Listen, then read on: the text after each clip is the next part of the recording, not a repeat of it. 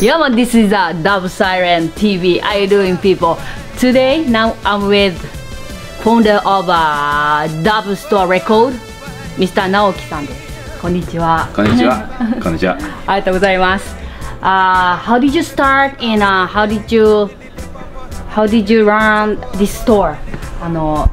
どういうふうに始めてどんな感じの歴史だったか簡単に教えていただけないでしょうか。Yeah.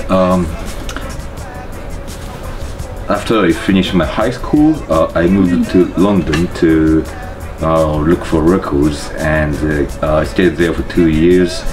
And as soon as I came back, I started to sell records, and I started going to Jamaica and look for records. It was such a lovely time. You like I go to the countryside and find old men and ask them like, "Hey, Daddy, you have any records for sale?" And you know, it was a good time to look for records. And I import so many Jamaican rare records, and that's how I started my business. And I started my store about 15 years ago, and I was selling those rare records imported from many different countries. And then as soon as the internet became popular, I thought I should change my business to more like a newer stuff. And the first person I met was the late great Coxon Dodd, and I asked him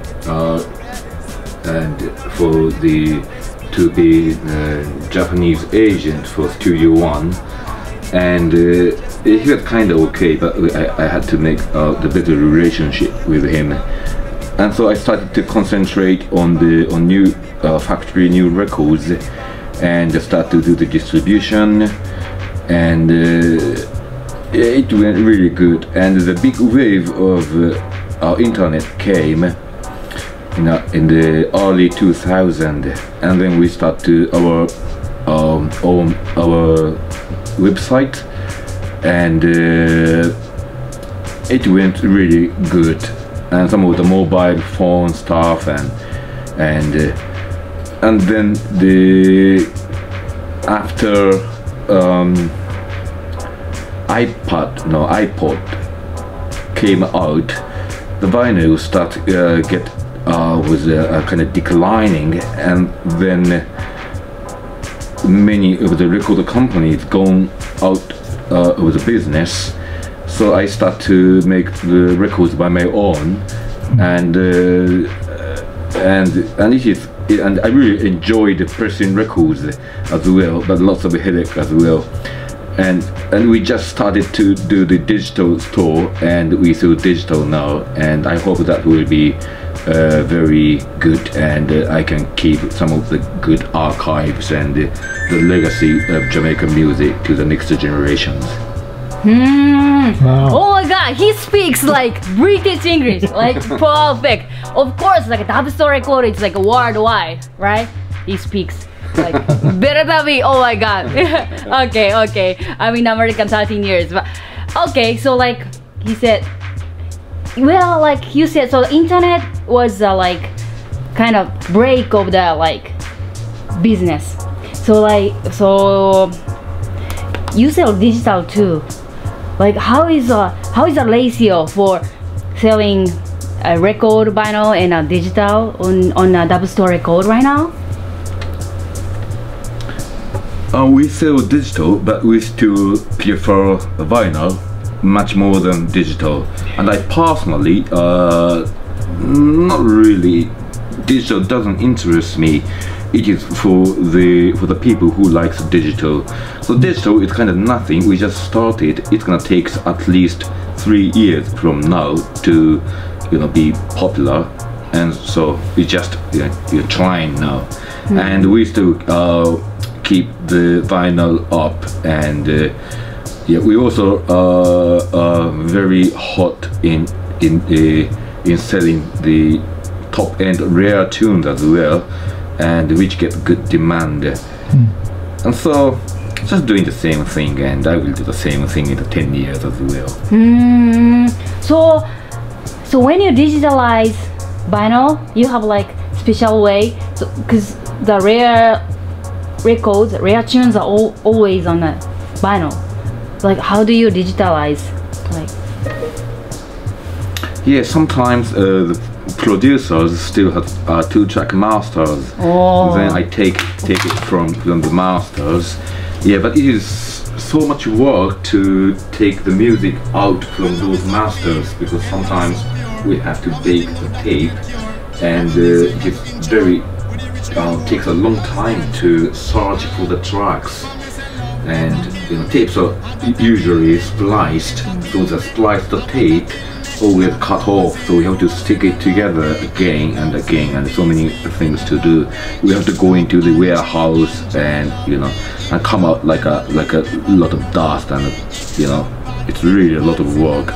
And majority of the tunes masters are already gone, like hurricane came and the tape got wet, or the tape itself is very expensive in Jamaica, so they had to wipe the old recording and record it over on the previous recordings. So the most of the time we have to lick from the records original vinyl, and vinyls are usually clean enough, but we still send to some companies who does the noise reduction. The interesting thing is those companies who does the noise reduction is the company does the restoration of a black box for the airplane which got crashed. Yeah, that's how they invite those kind of system, and they also use it for the music restoration. That's really interesting. Yeah. And then I get restored file from those companies and send it to my cutting engineer, who also does mastering as well. And then I get test press, listen to it and approve it, and then I get records. Is it in Japan? No, all the process is done in Berlin, Germany. Germany. Yeah, everything in Germany. Why not Japan or Jamaica? I never thought to press in Japan, because Japanese, I would prefer those sound equipment in American or Germany, British, but never use Japanese stuffs. And interesting here is very expensive compared to the other countries, and the pressing quality, Germany is the best, and the one I use is absolutely the best in the world. So I stuck on using Germany plant. Oh, I see. Thank you. Which genre of the reggae history do you focus as a dubstore record? As dubstore records, I am the A&R, so I personally like older stuff like ska, rocksteady, and early 70s. Yeah, but I think I focus on ska very much. Yeah, and I also like early Jamaican jazz, Ernest Langley and those other hotel bands. They're such a great, but none of the record companies ever released those stuff, so I concentrate on releasing those stuff as well. Yeah, and I also like everything, including digital roots and some of the dance hall as well. And we also released jammies and Bunny Wheeler and those 70s and 80s materials as well. Yeah, so I like everything. So you told me like you have 10,000 records in your home, and then which one is most favorite one? And also like how many records do you have in a dub store records in stock usually, and which one do you like best if you have to choose one? Oh, that is very, very difficult question.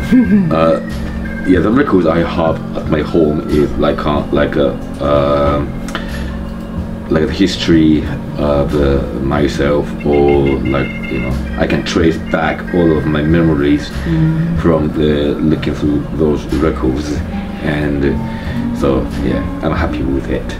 And I don't know how many records we have in our warehouse. That is a whole heap, and you know, it's all in our computer system, so I can find out that it's kind of a bit dodgy to do with it. Yeah. Anyway, yeah, we have like 1, 2, 3, 4, 5, 6 rooms full of records and CDs, and so that will be plenty. And my favorite tune out of the what I've released is yeah, I really like the one by Don Drummond called Gypsy Song, which didn't get released. Yeah, it was only on the tape, but that tape was also recorded from the dub plate, and that was recorded in the 50s. Don Drummond and Lenny Hibbert, and which is the early cut, the Green Island, which is quite popular track. Augusta Pablo covered it, and many people covered it. Yeah, and the rest of the stuff, yeah, I like those Rain or Shine and Laughter Call, and you know, those alternative cuts I got from the master tape. Yeah, those are such an unbelievable discovery for me. And apart from Studio One stuff, I really like Fire Burn by Kida's Eye, which was not released as well, and such a interesting gentleman Kida's Eye is, and my very, very good friend. And yeah, and yeah, from the Federal recording, there's the one called You Made Me Warm by Sharks, which was not released as well, which early cut. It like sounds like a work song, a fisherman song, or that kind of taste. It's a really interesting tune as well. Yeah, and of course those Bunny Wheelers, everything is great, and you know, King Jamie is great. You know, he's one of the best producers as well. So I can't really say which one is the best. I think I like everything. So like I have like a special question from my friend Nathan, Zion Love Sound. So, do you have any plan you gonna press any of the Charlie Organizer's song? Yeah, Charlie Organizer didn't do much recording, and he probably did less than about 10 tracks I can think of now. Yeah, it can be more. And so one of his best he did for Cox and Dodd is released a month or two ago, called a tune called Bad Boy Charlie. Some people call it the Lou Boy Charlie, but yeah, on the master tape it was written as Bad Boy Charlie, so I put it as Bad Boy Charlie. Yeah, really great tune. And also the from Randy's there's a tune called Royal Charlie, and I think that it will be ready. Yeah, that have to be released as well. Yeah, I think that's it for now. So what is the like next release are you working on right now? I'm going to release the catalog from the 60s. The gentleman called Lonnie Nasrallah, who was a good friend of Edward Siaga, and he's like a prime mover behind the scene, and he was the manager of Blues Busters and Maytals, and I think that James Bond movie, Dr. No, and Byron Lee is playing in the hotel. I think that set is all organized by Mr. Nasrallah. Yeah, I think he's from kind of rich family from the not Lebanese, I can't remember, but somewhere like that. And so yeah, and those stuffs will be out, Land Selwell and Celestials.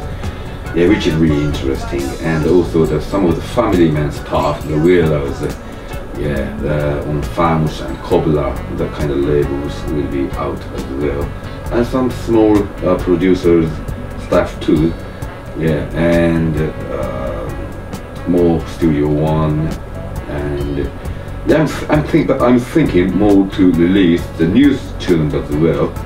Yeah, new tunes comes from Jamaica and also from England, and to keep up the reggae music good. Yeah. Thank you so much. Thank you. So like a mad stuff coming soon. So let's keep staying tuned. DubStoreRecords.com. All right. Peace out.